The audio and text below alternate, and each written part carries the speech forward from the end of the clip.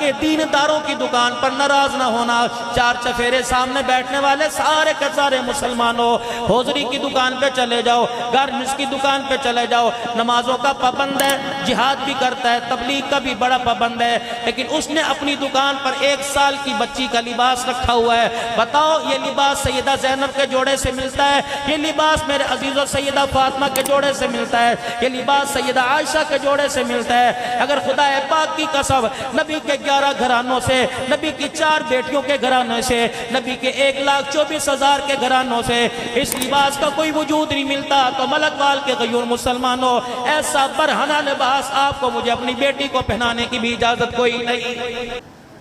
عید کے دن ایسا برہنہ لباس، بچی کی سالگرہ کے دن، رشتہ داروں میں شادی کے دن، نہ نانے کے گھر جائے گی، میکے سے سسرال واپس آئے گی، لباس پہنا امی نے دیا تھا، ابو لے کے آئے تھے، اپنی نواسی کے لیے ابو نے پسند کیا۔ جس کی شلوار کا کپڑا کوئی نہیں، آستینوں کا کپڑا کوئی نہیں، سینے پہ تنیاں، کمر پہ تنیاں بندھی ہوئی ہیں، آج پیغام دے کے جا رہا ہوں، ہمارا بھی بڑھاپے کا تجربہ ہو رہا ہے، زندگی کے 50 سال میرے عزیزوں ہمارے بھی گزرنے کو ہو گئے۔ اللہ کی عزت کی قسم توبہ کر لو، اپنے بچوں کو چادر 4 دیواری والا تقدس پامال نہ کرنے دو۔ اگر آج ہم نے ننگا لباس پہنا دیا، 20 سال گزرنے کے بعد جب یہی لباس پہن کر تیرے میرے سامنے آئے گی تو بڑے بڑے خاندانوں کی غیرت کا جنازہ نکال کے رکھ دے گی۔ آج ہماری بچی دوپٹے کے کلچر پہ کیوں نہیں آتی؟ اس نے دادی کا سر ننگا دیکھا، نانی کا سر ننگا دیکھا، پھپھی کا سر ننگا دیکھا، مامی خالہ کا بھابھی کا سر ننگا دیکھا، جس نے گھر کے اندر 10 عورتوں کا سر ننگا دیکھا، بتاؤ اسے دوپٹہ کہاں پسند آئے گا؟ فالج دادے کو جس نے بستر مرگ پر اللہ اکبر ہسپتال کے بیڈ پر داڑھی کٹواتے دیکھا،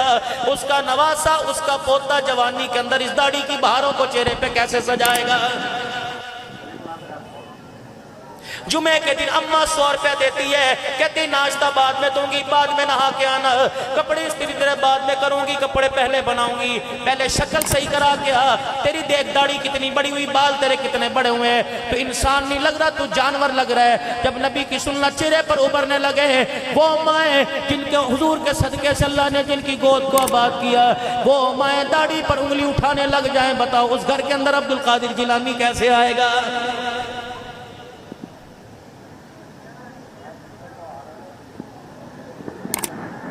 پہلی قوموں پہ اللہ کا عذاب آیا کرتا تھا حالت کفر کی وجہ سے، کفر پہ ہر درمی کی وجہ سے۔ اس قوم پر جو خدا کا عذاب آ رہا ہے کفر کی وجہ سے نہیں آ رہا، بلکہ حضور صلی اللہ علیہ وسلم کے مبارک طریقوں کی توہین کی وجہ سے آ رہا ہے۔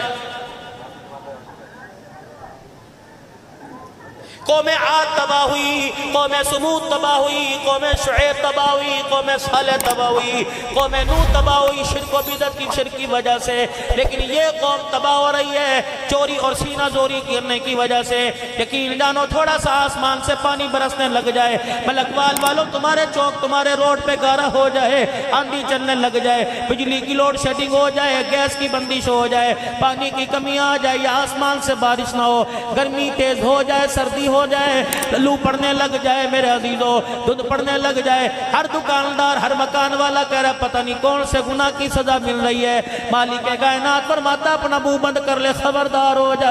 اگر میں تجھے گناہ کی سزا دینے پر آ گیا تو مجھے بھی میری کبریائی کی قسم ہے میں تجھے دنیا میں سانس لینے کی اجازت بھی نہیں دوں گا۔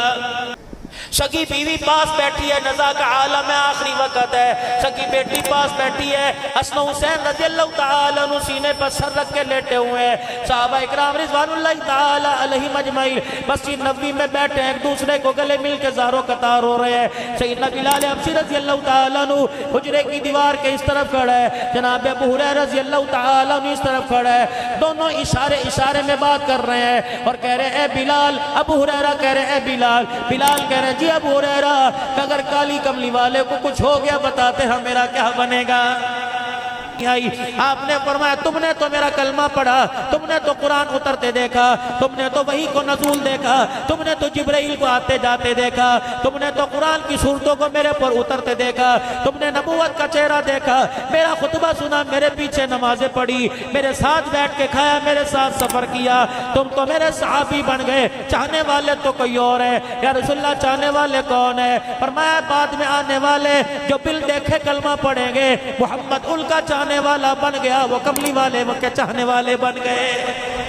مسلمانوں کتنا بڑا پیغام آپ کو مجھے مل گیا۔ آپ نے فرمایا جو مجھے دیکھ کے کلمہ پڑھے اسے ایک ایمان والے کے برابر ثواب ہے، جو بل دیکھ کے کلمہ پڑھے گا اسے 50 ایمان والوں کے برابر ثواب ہے۔ حضور کے دائیں طرف پہلو میں جناب سیدنا صدیق اکبر بیٹھے تھے، گھٹنوں کے بل کھڑے ہو گئے۔ حضور علیہ السلام کے کان میں کہنے لگے مدنی کریم آقا پھر یہ بھی فرما دیجئے ایمان والا کون سا؟ 1400 سال کے بعد والا ایمان والا، دل کرا نماز پڑھ لی، نہ کیا نہ پڑھی، دل کیا رشوت لے لی، دل کیا توبہ کر لی، سود پر کمیٹی ڈال لی، سود پہ کمیٹی لے لی، حرام کاری پر زندگی گزار دی، جس نے حلال حرام کی تمیز نہ کی، وہ ایمان والا یا اس دور کے ایمان والا؟ یہ بات سیدنا صدیق اکبر نے کان میں کہہ دی۔ رحمت عالم مسکرانے لگ گئے، فرمایا صدیق میں بعد والوں کے ایمان کی بات نہیں کرتا، تم نے مجھے دیکھ کے کلمہ پڑھا، تم صحابی بن گئے۔ جو بغیر دیکھے کلمہ پڑھے گا اسے اس دور کے 50 ایمان والوں کے برابر اللہ ثواب عطا فرمائے گا۔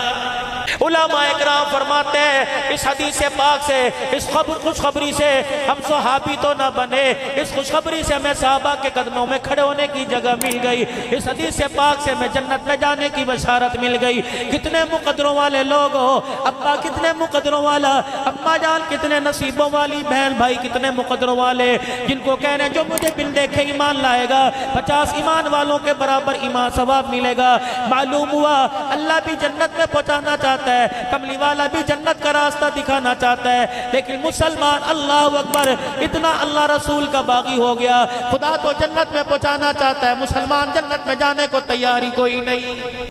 جاؤ اپنے گھروں میں جا کر اپنی 5 سال کی بچی سے، اپنے 4 سال کے بچے سے دنیا کے کارٹون پوچھنا، تمہیں بتائے گا۔ بڑے سے بڑے موبائل کو لاک لگا کے رکھ دو، تمہیں کھول کے دکھائے گا۔ بڑے سے بڑی موبائل کے اندر کوئی چیز تلاش کرنی ہو، کہتا دادا آپ کو تو چلانا نہیں آتا، ابا آپ کو تو چلانا نہیں آتا، موبائل کی ہر چھوٹی بڑی چیز آپ کو کھول کے دکھا دے گا، حیا بے حیائی آپ کے سامنے لا کے رکھ دے گا۔ معذرت کے ساتھ آج اپنے گھر کے اندر چلے جانا اور اپنے بچوں سے پوچھنا بیٹے جنت کس کو کہتے ہیں؟ کہے گا دادوں کا نام جنت ہے، نانوں کا نام جنت ہے، ماسی خالہ کا نام جنت ہے۔ کہ نا بچہ، جس کو ابا جنت کے وہ دادی ہے، جس کو اماں جنت کے وہ دادی ہے، اللہ جس کو جنت کہہ رہا وہ کیا ہے، وہ ہنس کے دکھا دے گا۔ 4 سال کے بچے کا، 5 سال کے بچے کا ڈالر سے کیا واسطہ؟ یہ بچے کہنے لگے ڈالر مہنگا ہو گیا۔ رب اکبر کی قسم ہے انہیں ڈالر پاؤنڈ کو تو پتہ ہے، لیکن اللہ نے جس جنت کو آپ کے میرے لیے بنایا ہماری نسل کو اس جنت کا پتہ ہی کوئی نہیں۔ لیکن مجال ہے